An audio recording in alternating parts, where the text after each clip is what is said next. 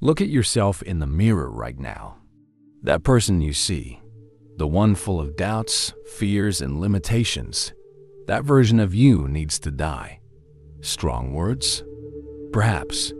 But ask yourself, how long have you been trapped in the same patterns? How many times have you said, "I can't," before even trying? How many dreams have you abandoned because that voice inside told you that you're not good enough? The version of you that's afraid to speak up, afraid to take risks, afraid to truly live, that version is not your true self. It's a shadow you've mistaken for substance, a prison you've built with your own thoughts. Buddhism teaches us something revolutionary. You are not fixed. You are not static. You are not defined by your past failures or limited by your current fears. The you that exists right now is just one temporary arrangement in an endless flow of change. Today, we're going to explore how to recognize this truth and how to use it to kill the weak version of yourself that's been holding you back. Not through violence, but through understanding. Not through rejection, but through transformation. Are you ready to let go of who you think you are, to become who you're meant to be? Then let's begin the first lesson on this path of profound change. Imagine trying to point to the exact location of a river. Is it the water flowing past you right now? But that water will be gone in seconds. Is it the riverbed? But that too changes over time.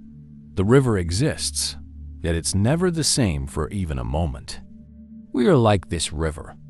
The you of this moment is not the same you of yesterday, or even of 5 minutes ago. Your body has shed cells. Your mind has processed new thoughts. Your emotions have shifted. Yet somehow, we cling to the idea that there's a solid, unchanging me at the center of all this change. This belief in a fixed self creates a prison we don't realize we're in.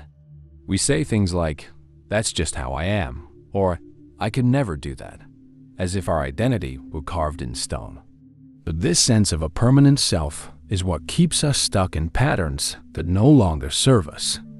When we believe we are our thoughts, our habits, our fears, and our limitations, we become trapped in them.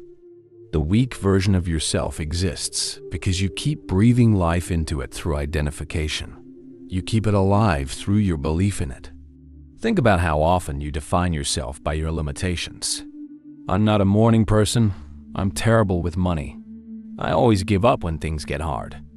Each time you repeat these statements, you strengthen the chains binding you to a version of yourself that holds you back. This attachment to who we think we are creates suffering. We defend our weaknesses as if they were precious possessions. We build elaborate justifications for why we can't change. We even find comfort in the familiarity of our limitations. At least they're known, predictable, safe. But true growth begins when we recognize that these self-definitions are not facts, they're stories. Stories we've told ourselves so many times that we've forgotten they're fiction. The weak version of yourself exists only because you keep believing in it, keep identifying with it, keep feeding it with your attention and energy. In day-to-day life, we need a functional sense of self. You need to know your name, your responsibilities, your relationships. This conventional identity helps you navigate the world. But problems arise when we mistake this practical, working identity for something solid and unchangeable. Your ultimate nature is far more spacious and free than any identity you've constructed. Beneath the labels, beneath the stories, beneath the self-criticism and self-limitation, there's something in you that remains untouched by all these mental constructions. This is what the wise ones point to when they talk about your true nature. Not something mystical or supernatural, but the simple reality of awareness itself. The knowing presence that watches your thoughts come and go, that observes your emotions rise and fall, that witnesses the ever-changing panorama of your life without itself changing. When you believe you are nothing more than your thoughts, your past mistakes, your current limitations, you suffer. It's like wearing clothes that are several sizes too small. Every movement is restricted. Every breath is constrained. You can't express your full potential because you're confined by an identity that doesn't fit who you truly are. This false identification leads to endless cycles of disappointment. You try to improve yourself, but because you're still operating from the belief that you are fundamentally this limited being, your efforts are like rearranging furniture in a prison cell. The room might look different, but you're still confined. The suffering comes not from who you truly are, but from holding on to who you are not. It comes from the exhausting effort of maintaining an identity that was never meant to be permanent. Like trying to hold on to a handful of water. The tighter you squeeze, the more it slips away. Your mind is a magnificent storyteller. It weaves narratives about who you are based on selective memories, fears, other people's opinions, and random experiences it has deemed significant. These stories become the blueprint for how you see yourself. The weak version of yourself is maintained through repetition. Each time you replay memories of failure, each time you rehearse the story of why you can't succeed, each time you reinforce limiting beliefs with your attention, you're strengthening this version of yourself. Your mind also seeks evidence to support these stories. If you believe you're socially awkward, you'll notice and remember every stumble in conversation while dismissing moments of connection. If you believe you lack discipline, you'll focus on every time you gave up while ignoring times you persevered. This selective attention creates a skewed picture that feels like objective reality. Let's return to the river. A river has continuity. It's recognizably the same river from day to day, yet it's constantly changing, constantly flowing, never consisting of the same water from one moment to the next. You too have continuity, yet you are in constant flux. The cells in your body are being replaced. Your thoughts arise and pass away. Your emotions flow through you like weather systems. Even your most deeply held beliefs can transform over time. Understanding this flow is key to killing the weak version of yourself. That version only appears solid and permanent because you keep recreating it through habitual patterns of thought and behavior. But the moment you stop feeding these patterns, they begin to dissolve. True freedom comes not from becoming something new, but from recognizing that you were never truly bound by what you thought you were. The weak version of yourself was never more than a temporary pattern in the river of your consciousness. Meaningful, perhaps, but not permanent, not fixed, not truly you. Now that you understand the concept of self, let's look more closely at how to recognize the weak version of yourself that needs to be transformed. This version isn't your true nature. It's a collection of patterns that have taken control when you weren't looking. Think about your daily thoughts. Do they empower you or limit you? The weak self constantly whispers things like, "I'm not ready yet. People like me don't succeed at things like that." Or, "I'll probably fail anyway." These thoughts might feel like protection, but they're actually chains. When you catch yourself saying always or never about your abilities, "I always mess this up," or "I never get these opportunities," you're witnessing the weak self speaking. These absolute statements aren't truth. They're stories that keep you small. Notice how they feel heavy in your body, how they drain your energy before you've even taken action. Fear is the favorite tool of your weak self. Not the healthy fear that keeps you from physical danger, but the fear of judgment, rejection, failure, or change. When you make decisions based primarily on avoiding these uncomfortable feelings, you're letting your weak self drive your life. Look at your comfort zone, the activities, people, and situations that feel safe to you. Now ask, is this truly comfort, or is it fear disguised as comfort? True comfort nourishes you.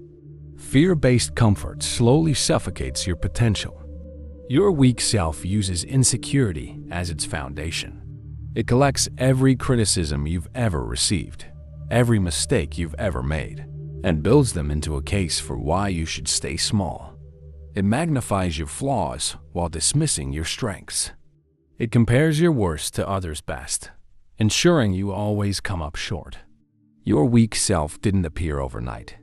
It was shaped by early messages you received about your worth, your capabilities, your place in the world. Perhaps you were told you weren't smart enough, creative enough, or strong enough. Or maybe no one said these things directly, but you absorbed them from the culture around you. These old messages play on repeat in your mind, coloring how you see yourself now. The child who was told to be realistic grows into an adult who doesn't dream big. The teenager who was criticized harshly becomes a perfectionist, afraid to try new things. But here's what's important to understand. These messages were never the truth about you. They were simply the limited understanding of others, often passed down through generations of their own limiting beliefs. Your weak self operates in cycles. It begins with a triggering event, perhaps a small setback or criticism. This activates negative thoughts. See? I knew I'd fail. These thoughts create painful feelings like shame or inadequacy, which then lead to behaviors that reinforce the weak self. Giving up, self-sabotage, or seeking comfort in unhealthy ways. These behaviors create results that your weak self uses as evidence that its limiting beliefs were right all along. And the cycle continues, growing stronger with each rotation, like a wheel carving a deeper and deeper rut in the road of your life. Breaking this cycle requires first seeing it clearly. When you can name what's happening, this is my weak self trying to protect me through limitation. You create space between yourself and the pattern. In that space lies your freedom. Ironically, there's a certain comfort in limitation. Your ego, the part of you concerned with self-image, often prefers the familiar pain of limitation to the unfamiliar vulnerability of growth. At least in limitation, you know who you are. At least in limitation, you don't risk new forms of failure or rejection. Your ego would rather be right than happy. It would rather maintain its identity than discover new possibilities. It creates elaborate defenses to maintain the status quo, even when the status quo brings suffering. Notice how your ego responds when challenged, with defensiveness, with justification, with stories about why change is impossible for you specifically. That might work for others, but my situation is different. This is your weak self fighting for its survival. We all wear masks, personas we adopt in different situations. There's the professional mask, the social mask, the family mask. These aren't inherently problematic. They're natural adaptations to different environments. But the weak self creates masks that disconnect you from your authentic nature. These masks aren't adaptations, they're hiding places. The mask of busyness that hides fear of stillness. The mask of cynicism that hides fear of disappointment.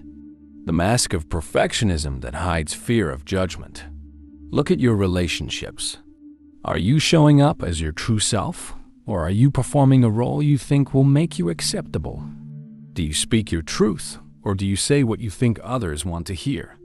The masks of the weak self always feel exhausting to maintain because they require constant vigilance and performance. Recognizing these patterns is not about self-judgment. It's about clear seeing. It's about compassionate awareness of the ways you've limited yourself in the mistaken belief that limitation equals safety. In the next lesson, we'll explore how to begin transforming these patterns through the wisdom of the path.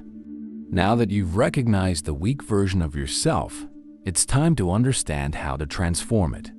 This isn't about fighting against yourself or forcing change through sheer willpower. It's about a natural process of letting go and allowing your true nature to emerge. Every meaningful growth requires a letting go. The butterfly cannot emerge while clinging to its caterpillar identity.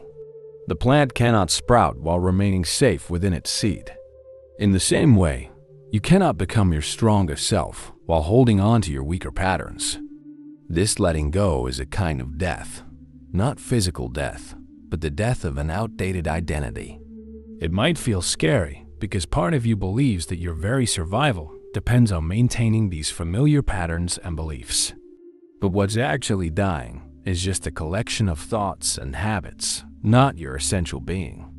When you feel resistance to change, remind yourself, what you're letting go of is not who you are, but simply what you've been doing. Your essence remains untouched, like the sky behind passing clouds. To transform something, you must first see it clearly.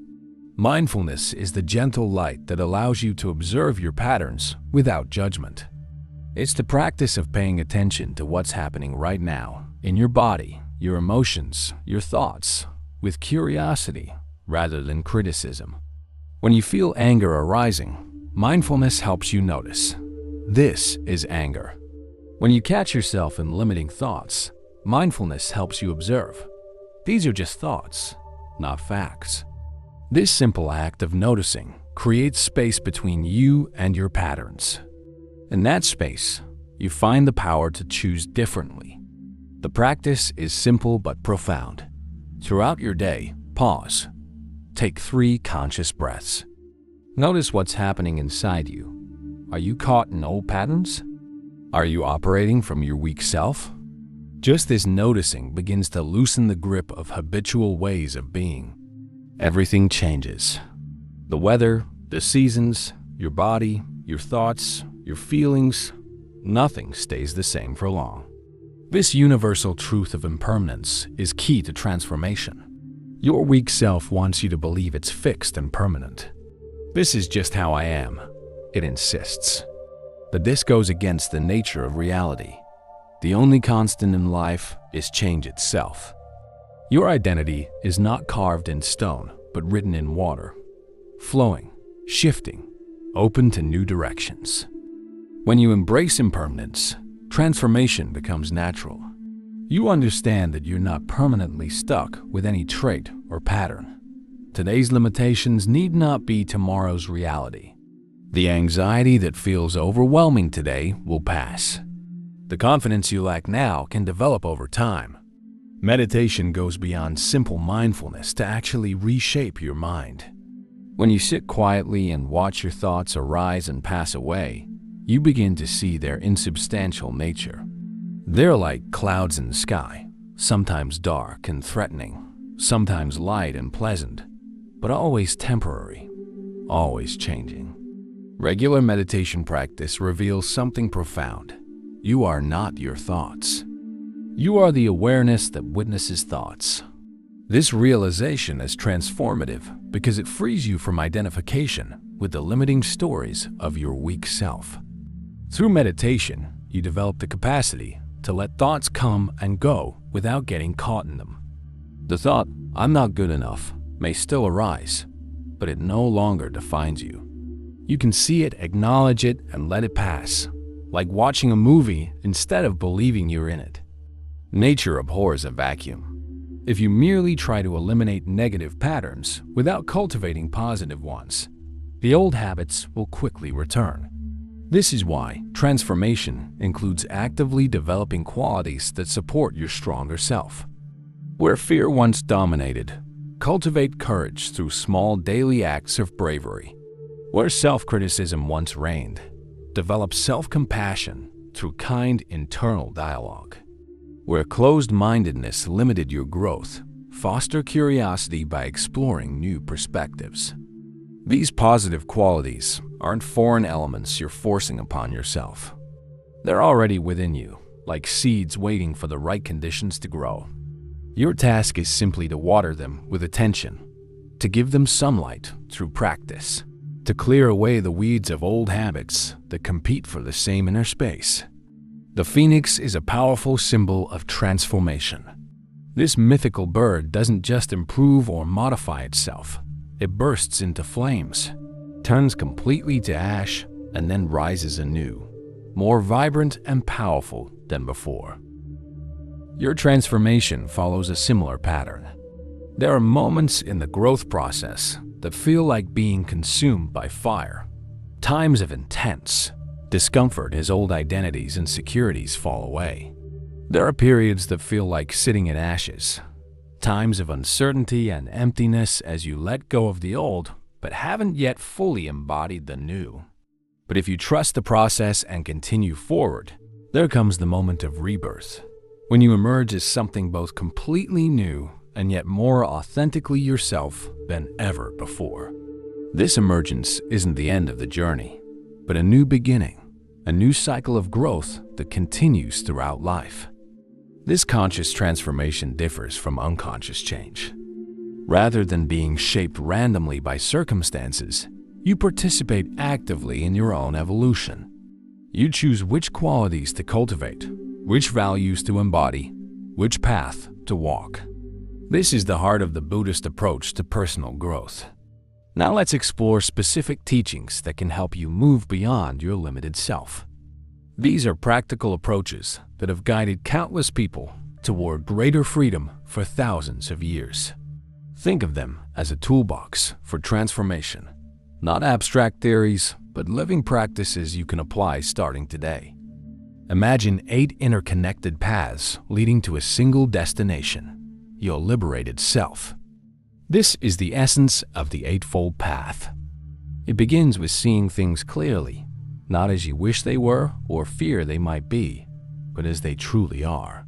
When you see reality without distortion, you naturally begin to think more clearly, which then leads to speaking and acting with greater wisdom. The path continues with making choices that support your growth rather than reinforce old patterns. It involves focusing your energy on what truly matters, developing awareness of your moment-to-moment experience, and training your mind to remain steady amid life's ups and downs. These 8 aspects work together, each supporting and strengthening the others. What makes this approach powerful is its comprehensiveness. It doesn't just address one area of life, but encompasses how you see the world, how you think, how you communicate, how you act, how you work, how you focus your efforts, how you maintain awareness, and how you develop mental clarity. When all these areas align, transformation happens naturally. At the heart of transcending your limitations lies the cultivation of an awakened mind, a mind characterized by profound compassion and clear wisdom. This isn't about becoming someone else. It's about uncovering what's already within you beneath the layers of conditioning and fear. The awakened mind sees beyond categories and labels. It doesn't divide the world into me versus them or good versus bad. It recognizes the fundamental interconnectedness of all life. From this perspective, helping others and helping yourself are not separate activities, but aspects of the same process. To develop this awakened mind, start by questioning your assumptions. When you think, "I can't do this," ask, "Is that really true?" When you believe, "This is just how I am," inquire, "According to whom?" This questioning creates cracks in the edifice of your limited self, allowing the light of your true nature to shine through. Nothing dissolves the grip of the limited self faster than genuine compassion. When you're caught in self-limiting patterns, your focus narrows to your own concerns, problems, and insecurities. Compassion widens this narrow focus, connecting you to the larger human experience. Begin with self-compassion. Treat your own struggles and limitations with the same kindness you would offer a dear friend. Notice the harsh inner critic that demands perfection and counter it with gentle understanding. This isn't about making excuses for yourself, but about creating the supportive internal environment that makes growth possible. Then extend this compassion outward. When you genuinely care about relieving others' suffering, your own problems naturally fall into perspective. The questions change from "Why is this happening to me?" to "How can I help?" This shift from self-preoccupation to caring connection is both the path to and the result of transcending your limited self. The journey beyond limitation isn't one size fits all. Different aspects of your weak self require different approaches, like a doctor using various treatments, depending on the specific illness. This is the teaching of skillful means. For the part of you driven by craving, the antidote might be contentment. the practice of appreciating what you already have. For the part dominated by aversion or anger, the remedy could be loving kindness, systematically developing goodwill toward yourself and others. For the aspect clouded by confusion, clarity comes through inquiry and investigation. Learn to recognize which particular limitation is active in any given moment and apply the specific practice that addresses it directly. Sometimes you need gentle acceptance. Other times, firm determination. Sometimes quiet reflection serves best. At other times, decisive action. Wisdom lies in knowing which approach to use when. There's a powerful teaching that encourages you to die before you die. This isn't morbid. It's liberating. It means allowing your conceptual self, your ego identity, to dissolve while you're still very much alive, so you can experience the freedom beyond it. This death happens in moments of complete presence, when thinking stops and direct experience takes over. It happens when you're so absorbed in creating art that you forget yourself entirely. It happens in moments of overwhelming beauty that leave no room for self-concern. It happens in deep meditation when the boundaries between you and everything else temporarily dissolve. In these moments, the limited self steps aside, revealing the spacious awareness that is your true nature. By cultivating these experiences, you become increasingly familiar with what lies beyond your usual identity. The fear of losing yourself diminishes because you've tasted what awaits on the other side. Not obliteration, but expansion. Ancient wisdom texts speak of identity as being like a mirage. It appears solid and real from a distance, but when investigated closely, its apparent substance cannot be found. This isn't abstract philosophy, but practical insight. When you search for yourself, where exactly is it? In your body, your thoughts, your emotions, your memories? Look closely, and you'll find that what you call self is more like a process than a thing, a flowing river rather than a solid rock. It's a collection of experiences, perceptions, thoughts, and feelings in constant flux. There's coherence and continuity, yes, but not the fixed, unchanging entity we often assume. This understanding doesn't mean you don't exist. It means you exist in a far more fluid, dynamic, and interconnected way than your limited self can comprehend. This wisdom frees you from the prison of rigid self-definition. You're no longer confined to being any particular way. You're free to flow, change, and grow in response to life's ever-changing circumstances. We've explored understanding the self, recognizing limitations, the process of transformation, and essential teachings. Now it's time to bring everything together and focus on how to actually live as this higher version of yourself. This isn't about theory anymore. It's about embodying these changes in your everyday life. Transformation isn't something that happens only during meditation or while reading wisdom texts. It happens in how you speak to the grocery clerk, in how you respond when someone cuts you off in traffic, in how you treat yourself when you make a mistake. The higher self is revealed in these seemingly small moments. Begin each day with a simple question. How can I live with greater awareness today? This sets an intention that informs your choices throughout the day. When faced with decisions, pause and ask which option aligns with your highest values rather than your habitual patterns. Practice honesty in all your interactions, not just avoiding lies, but speaking from a place of authenticity rather than from fear or the desire to impress. Cultivate generosity not only in giving material things, but in offering your full attention, your understanding, your forgiveness. Let kindness be your default response, especially when it's challenging. These values aren't rules imposed from outside. They're expressions of your true nature. When you live in alignment with them, you're not becoming someone different. You're allowing your authentic self to shine through the clouds of conditioning and habit. Think of virtues as muscles that strengthen with use. Each time you choose patience over irritation, wisdom over reactivity, or courage over fear. You're building the strength of your higher self. Start with the virtue that feels most natural to you. If you're naturally generous, lean into that quality, expressing it more fully and consciously. Let this strength create momentum that makes developing other virtues easier. Then identify which virtue feels most challenging. Perhaps it's patience, forgiveness, or equanimity. This is your growth edge, the quality that, when developed, will most powerfully transform your weak patterns. Work with this virtue deliberately, finding small opportunities to practice it daily. Remember that developing virtues isn't about perfection. It's about direction.